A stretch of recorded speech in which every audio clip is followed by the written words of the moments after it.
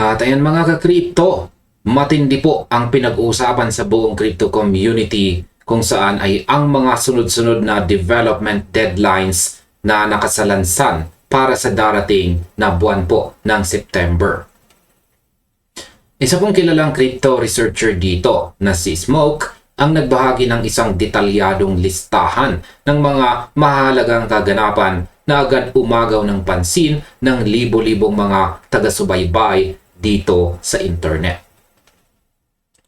Ayon po dito sa bahaging sa impormasyon na kanyang ibinahagi dito, ang buwang ito ay mapupuno ng mga mahahalagang desisyon at paglulunsad na tiyak na susubok po sa bilis ng development ng global financial system.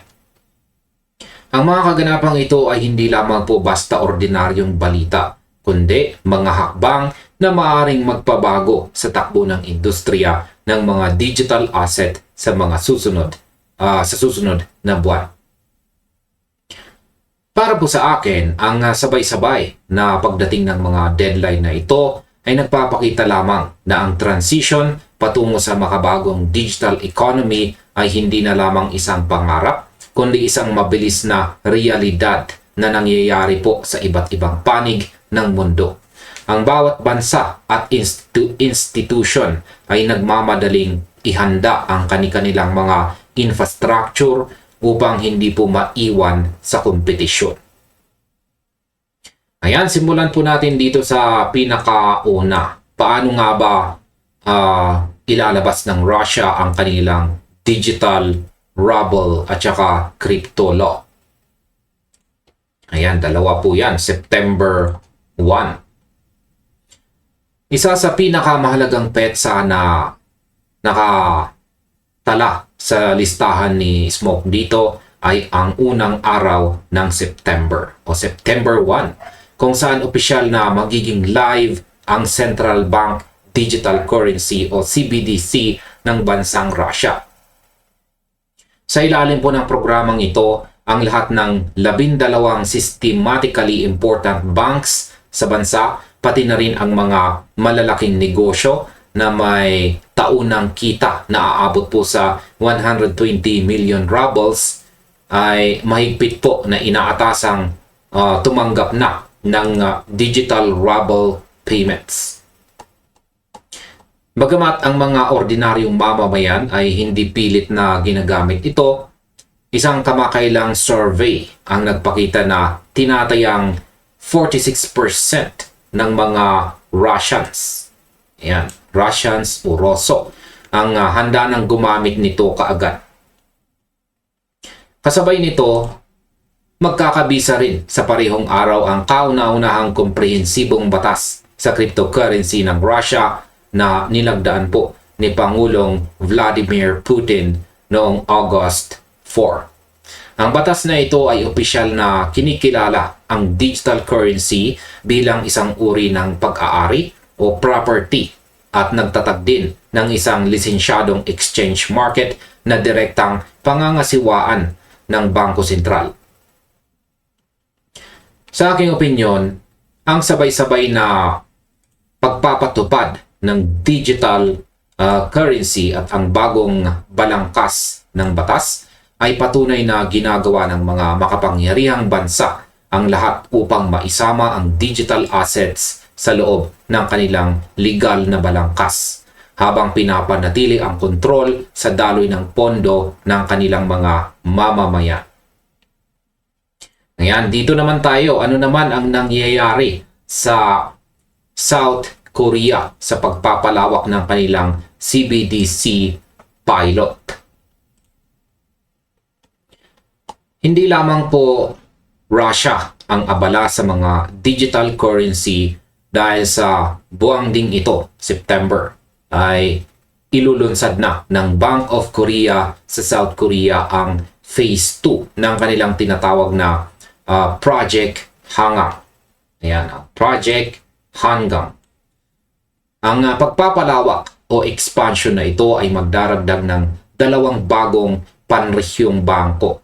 magpapakilala ng pamamahagi ng mga subsidiya ng gobyerno sa pamamagitan po ng tokenized bank deposits at magsasagawa ng mga pagsubok para sa mga peer-to-peer transfers sa unang pagkakataon.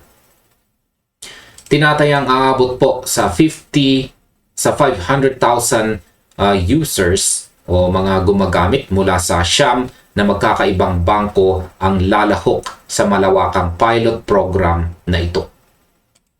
Ang ganito pong uri ng project ay nagpapakita kung paano po pinag-aaralan ng mga institution ng mga financial institution ang paggamit ng technology upang mapabilis at mapagaan ang pagpapadala ng tulong pinansyal at iba pang transaction. At ayan, para po sa aking opinyon, ang mga hakbang na ginagawa dito sa Asia ay malinaw na sinyales ng mga traditional system ng payment ay unti-unti nang binabago upang umangkop sa mga makabagong pangangailangan ng publiko. Ang paggamit po ng mga tokenized na deposito ay nagpapatunay na ang blockchain technology ay patuloy na pinapakinabangan kahit sa loob ng mga saradong sistema ng mga bangko.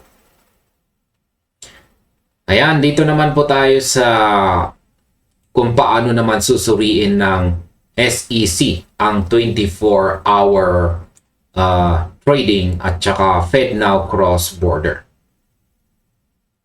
Bukod po sa mga CBDC, ayan, nakatakda ring magsagawa ang SEC ng isang publikong roundtable sa September 17 sa kanilang punong tanggapan sa Washington upang pag-usapan ang 24-hour equity trading. Ang talakayan o usapan ay nakatuon po sa infrastructure ng overnight trading, ang katatagan ng market o market resiliency, pati na rin ang mga opportunity at hamon ng pagpapalawak ng mga oras ng kalakalan sa buong linggo. Kasabay po nito ay ibinahagi rin ni Smoke ang tungkol sa FedNow. Ayan, ang FedNow cross-border payments kung saan ang Federal Reserve ay nagsabing noong April na pahintulutan po ang mga tagapamagitan o intermediaries sa mga paglilipat sa ilalim ng FedNow. Bagamat wala pong pinal na panuntunan ang kumpirmado para sa September, ang The Clearing House ay nagtakda rin ng sarili nitong layunin para sa paglulunsad ng domestic correspondent bank activity sa network ng RTP ngayong buwan. Ngayon, sa aking opinion, ang pagnanais, ayan, ang pagnanais po na magkaroon ng tuloy-tuloy na kalakalan o trading sa loob ng 24 na oras o 24 hours ay magiging isa sa pinakamahalagang pagbabago sa market dahil pinapaikli po nito ang agwat ng oras sa pagitan ng iba't ibang bansa at nagbibigay po ng mas mabilis na access sa mga pondo. Ngayon ay ano naman ang mga inaasahan sa Clarity Act, Cloture Vote at ang SWIFT Sibos Community Conference po pala. Panghuli po sa mahabang listahang ito ay ng mga kaganapan ay ang nakatakdang Clarity Act Cloture Vote sa September 15. Ayan, dito po pala. Ayan, September 15 kung saan ang Senado ay boboto eksaktong alas 2:30 ng hapon sa oras doon upang malampasan ang kinakailangang 60 boto o 60 na votes.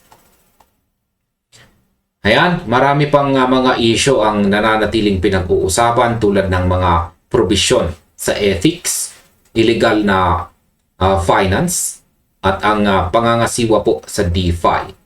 Kasabay nito, magbubukas din ang session ng United Nations General Assembly sa kalagitnaan po ng September na nagdaragdag ng diplomatikong bigat sa napaka-busy na buwang ito para sa global yan, global laws sa finance. Or global financial policy po pala. At ayan, sa pagtatapos po ng buwan, yan, ng September, ay nandyan po ang SWIFT Sibos Conference na gaganapin naman po sa Miami Beach Convention Center. At yan po ay simula po sa September 28 hanggang October 1. At ito po ay may temang Digital Finance for AI-Driven Economies na inaasahang dadaluhan po ng mahigit 10,000 na mga professional sa finance sa kauna-unahang pagkakataon na idaos ito sa Miami.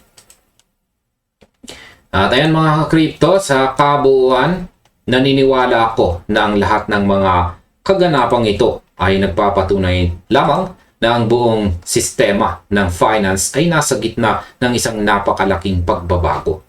Ang pagbabantay sa mga petsang ito ay nagbibigay po sa atin ng malinaw na gabay sa kung paano po hinuhubog ng mga batas, teknolohiya at global conference ang kinabukasan ng ating ekonomiya. At ayan mga ka-crypto, hanggang dito na lamang po tayo sa video na ito. Marami pong salamat sa inyong panonood. At kung nagustuhan po ninyo ang panonood sa video na ito, maaaring isunod na rin po ninyong panoorin ang recommended na video natin dito.